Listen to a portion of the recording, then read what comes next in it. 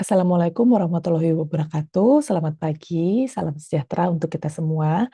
Perkenankan saya Melinda Rosa Dewi untuk mempresentasikan modul saya, formulasi psikodinamik, mentalisasi, orientasi kepribadian, dan pola kelekatan.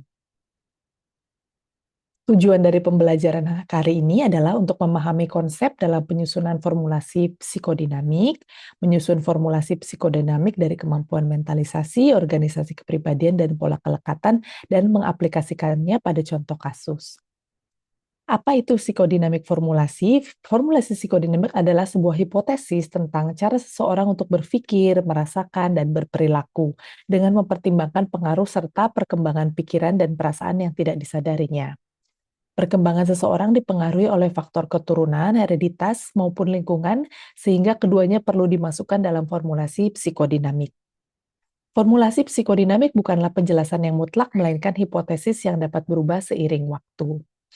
Untuk wawancara medis dan psikodinamik terdapat perbedaan antara wawancara medis dan wawancara psikodinamik dari alurnya, keaktifan pasif dari dokternya dan pasiennya, dan juga temponya dan emosinya. Dari alurnya memang berbeda dengan wawancara medis biasa, karena sambil melihat alur perjalanan pasien, juga seorang psikiater itu bisa mendiagnosis dan memperkirakan dari masa kecil pasien sampai besar itu seperti apa.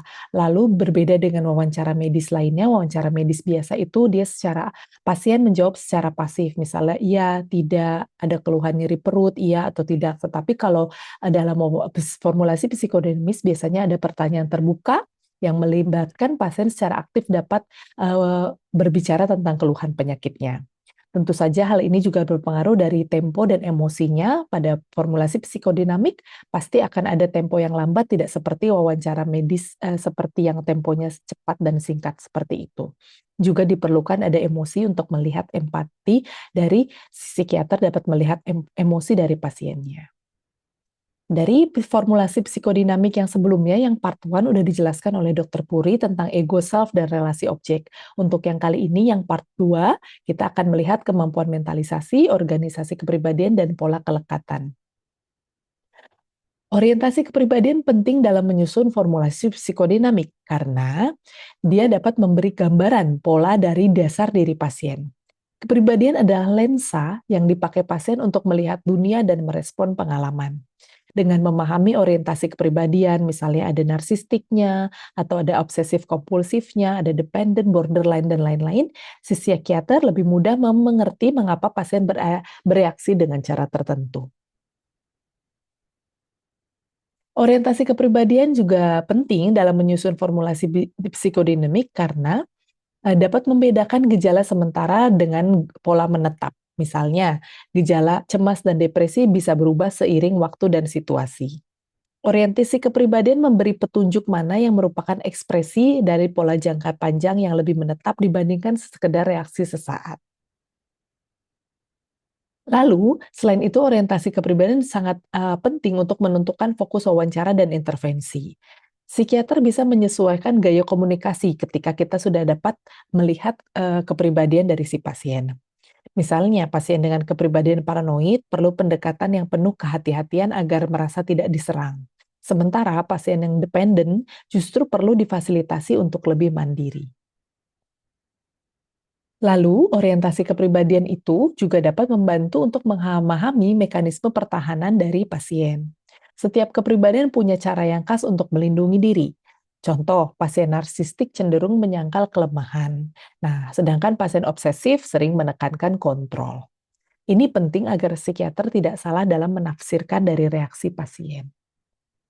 Lalu orientasi kepribadian juga bagus untuk dilaksanakan dalam formulasi psikodinamik karena juga untuk memprediksi dinamika dalam relasi terapeutik. Kepribadian pasien dapat mempengaruhi pola transferensi, bagaimana pasien melihat dan bereaksi pada psikiater. Psikiater juga mengantisipasi kontra transference atau reaksi emosionalnya sendiri terhadap pasien. Juga menjadi dasar perencanaan terapi jangka panjang. Orientasi kepribadian membantu menentukan apakah pasien lebih cocok dengan terapi suportif, terapi insight, psikoterapi jangka panjang, atau kombinasi dengan farmakoterapi. Contohnya, pasien dengan depresi dan ada orientasi kepribadian yang cenderung ke obsesif kompulsif. Gejala utamanya pasien merasa sedih, sulit tidur, kehilangan energi. Lalu jika tanpa melihat kepribadian pasien, psikiater hanya fokus pada depresinya saja lalu diberikan antidepresan. Dengan mengetahui formulasi psikodinamik yang dengan orientasi kepribadian, jadi terlihat di dalamnya setelah digali pasien itu perfeksionis, kaku, dan selalu ingin mengkontrol dan menyalahkan diri berlebihan. Sehingga ada implikasinya yaitu terdapat mekanisme pertahanan intellectualizing dan undoing. Dalam terapi, pasien cenderung butuh struktur yang jelas dan respon yang logis, sehingga psikiater mampu menekankan fleksibilitas dan mampu membantu pasien berdamai dengan ketidaksempurnaan. Contoh pada kasus 2 adalah pasien dengan ledakan marah dengan orientasi kepribadian tipe borderline. Gejalanya, pasien sering marah tiba-tiba dan kadang melukai diri. Jika tanpa melihat kepribadian, mungkin dianggap sekedar gangguan kontrol impuls, tetapi dengan melihat orientasi kepribadian, terlihat ada instabilitas emosi, ketakutan untuk ditinggalkan, dan hubungan interpersonal yang ekstrim. Implikasinya, mekanisme pertahanan splitting melihat orang sangat baik atau sangat jahat. Nah, lalu dalam terapinya, psikiater harus siap menghadapi fluktuasi transferensi, idealize versus devaluate. Pendekatan yang cocok untuk terapi jangka panjang, psikoterapi dilihat adanya DBT, bukan sekedar farmakoterapi saja. Untuk contoh ketiga adalah pasien dengan kecemasan, yaitu pasiennya juga ternyata ada orientasi kepribadian dependen. Gejala utamanya takut, cemas, takut ditinggal sendirian. Jika tanpa melihat kepribadian, bisa saja langsung diberikan obat ansiolitik, yaitu gejala dapat reda tapi hanya sementara saja. Dengan melihat adanya orientasi kepribadian, didapatkan pasien ada pola lama yang selalu butuh orang lain untuk mengambil keputusan, takut kehilangan figur penting, cenderung ke dependen. Lalu implikasinya, didapatkan mekanisme pertahanan pasien adalah regression.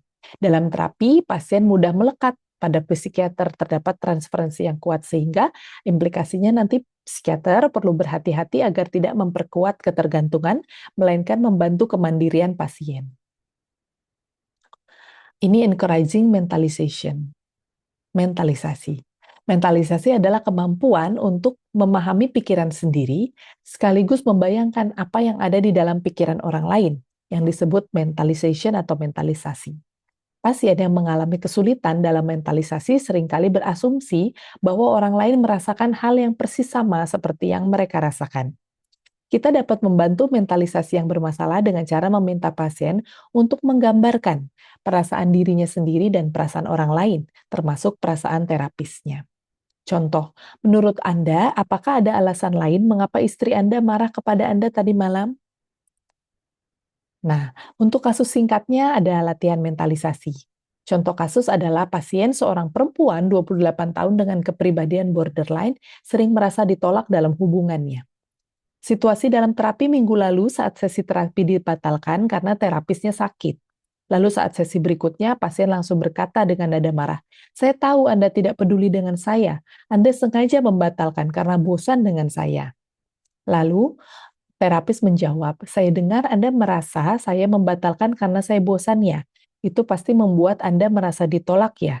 Itu adalah proses empati terhadap pengalaman pasien, meskipun asumsi pasien tidak tepat.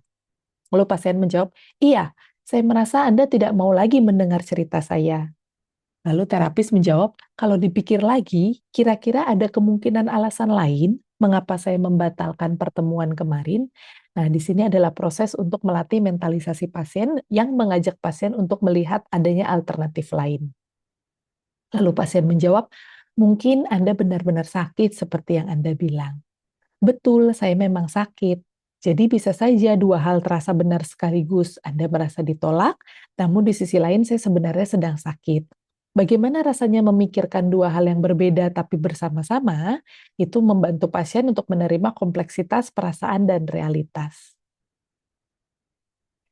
Agak aneh, tapi saya bisa lihat kalau saya langsung menyimpulkan hal yang negatif ya dokter, itu langkah bagus. Jadi kita bisa bersama-sama belajar bahwa perasaan Anda valid. Tidak selalu mencerminkan seluruh situasi. Melatih kemampuan membedakan perasaannya sendiri dengan realitas dan perspektif orang lain. Itu adalah mentalisasi. Contoh kasus kedua adalah pasien dengan depresi dan kecemasan sosial.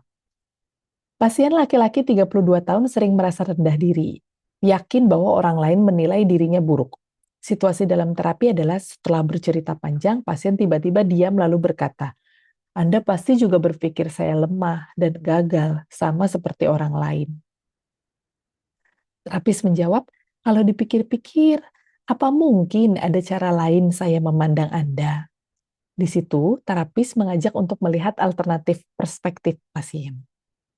Mungkin Anda tidak melihat saya lemah, tapi saya sulit mempercayainya. Terapis menjawab, "Saya ingin berbagi apa yang saya rasakan sekarang. Saya mendengar cerita Anda, yang saya lihat justru seorang pria yang berusaha keras bertahan meski Anda sangat terbebani. Jadi, bisa jadi ada dua pandangan yang berbeda. Anda merasa lemah, tapi saya melihat keteguhan Anda. Bagaimana rasanya mendengar hal itu?" Jadi kita membandingkan persepsi pasien tentang diri sendiri dan persepsi dari terapis. Proses mentalisasi juga merupakan teknik lain untuk menangani reaksi transference yang intens. Teknik mentalisasi bertujuan untuk membantu pasien memilah dan memahami perasaan mereka terkait apa yang terjadi dalam hubungan terapeutik. Pendekatan sederhana ini meliputi: satu, dapat meminta pasien menggambarkan apa yang mereka alami dalam terapi, berempati pada pengalaman mereka, apapun tingkat akurasinya, menjelaskan dan mengeksplorasi afek atau perasaan mereka, mengajak pasien merefleksikan bagaimana mereka membayangkan hubungan terapeutik, mengarahkan perhatian pasien pada apa yang mungkin sedang dirasakan pasien, membagikan sebagian dari pengalaman Anda pada saat itu untuk mendukung pemahaman bahwa Anda juga mengalami pengalaman subjektif sendiri. Lalu membantu pasien membandingkan persepsi mereka tentang diri sendiri dengan bagaimana Anda memandang mereka. Untuk yang ketiga adalah attachment atau pola kelekatan. Seorang klinisi melakukan evaluasi akan memperhatikan pola-pola attachment, pola-pola kelekatan, dan berusaha memahami model kerja internal pasien berdasarkan kategori-kategori attachment orang dewasa yang sudah dikenal, yaitu secure, aman, insecure, tidak aman atau menolak, atau preoccupied, terikat secara berlebihan, atau unresolved, disorganized, tidak terselesaikan atau tidak terorganisasi. Klinisi juga bisa menilai sejauh mana kesulitan attachment di masa awal mempengaruhi pasien dalam proses mentalisasi. Anak-anak yang memiliki attachment yang aman biasanya akan berkembang menjadi individu yang mampu memahami orang lain dalam konteks perasaan, keinginan, keyakinan, dan harapan. Sebaliknya, anak-anak yang mengalami trauma atau pengabaian, mereka cenderung menutup pikiran mereka dan tidak berani membayangkan isi pikiran orang tua atau pengasuhnya. Reaksi pertahanan seperti ini dapat menghambat kemampuan mentalisasi. Contoh kasus klinis attachment dan mentalisasi, yang pertama untuk yang secure, yang aman, autonomous. Pasien, pria, 30 tahun tumbuh dengan orang tua yang konsisten memberikan perhatian. Dalam terapi, saat terapis terlambat 5 menit, pasien akan berkata, "Saya sempat khawatir Anda lupa, tetapi saya pikir mungkin Anda sedang sibuk. Saya merasa lega ketika Anda datang."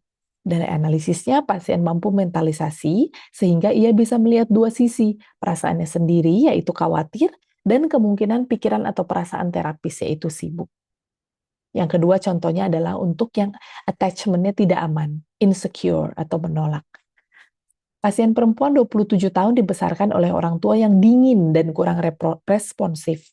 Dalam terapi, ketika terapis menanyakan perasaannya, ia berkata, "Saya baik-baik saja, tidak ada yang penting untuk dibicarakan." Nah, dalam analisisnya, pasien kesulitan dalam proses mentalisasi terhadap dirinya sendiri, sehingga pasien cenderung menekan perasaannya dan menolak kelekatan, sehingga hubungannya dangkal dan emosinya sulit diakses. Untuk attachment yang preoccupied atau terikat secara berlebihan, contoh kasusnya adalah pasien wanita 24 tahun tumbuh dengan orang tua yang tidak konsisten, kadang hangat, kadang mengabaikan. Pasien sering berkata, "Saya merasa Anda tidak sungguh-sungguh mendengarkan saya. Apa Anda sebenarnya peduli dengan saya?"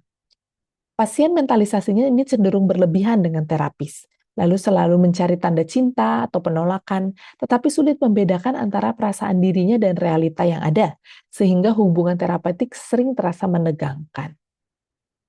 Untuk yang disorganized atau tidak terselesaikan, tidak terorganisasi, itu pasien laki-laki 22 tahun mengalami kekerasan dari ayah dan kadang dipeluk dengan penuh kasih, kadang disiksa. Dalam terapi saat terapis menanyakan tentang masa kecilnya, ia tampak bingung. Ayah saya baik, tapi saya takut dia akan membunuh saya. Saya tidak tahu mana yang benar. Dalam proses analisisnya, pasien cenderung kesulitan dalam mentalisasi. Pikirannya terfragmentasi. Trauma membuatnya tidak mampu membentuk gambaran yang konsisten tentang pikiran dan perasaan orang lain. Pola kelekatan yang kita sudah tahu ada 4 ya, ada secure, avoidant, anxious, dan disorganized. Dalam masa kecilnya, yang secure yang aman tadi adalah anak merasa aman, konsisten mendapat respon dari orang tua.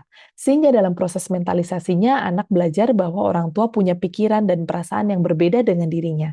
Sehingga terbentuklah empati, berkembanglah empati, kemampuan memahami orang lain.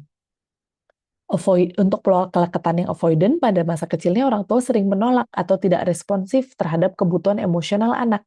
Sehingga dalam proses mentalisasinya, anak belajar untuk mematikan atau menekan emosinya, sehingga sulit mengenali oleh perasaan dirinya sendiri maupun orang lain. Pola kelekatan yang anxious terdapat masa kecil yang respon orang tuanya tidak konsisten, kadang hangat, kadang mengabaikan. Sehingga dalam proses mentalisasinya anak terlalu sibuk menebak-nebak pikiran orang tua, sehingga mentalisasinya juga ada tetapi penuh bias dan kecemasan. Pola kelekatan yang disorganized pada masa kecilnya anak mengalami trauma, kekerasan, atau penelantaran dari pengasuhan utama. Sehingga mentalisasinya anak takut membayangkan pikiran orang tua karena sering menjadi sumber ancaman dan mentalisasi terhambat atau rusak. Oke, sekian presentasi dari saya. Meniko daftar pustakanya Gi Dokter mohon arahannya. Matur nuwun.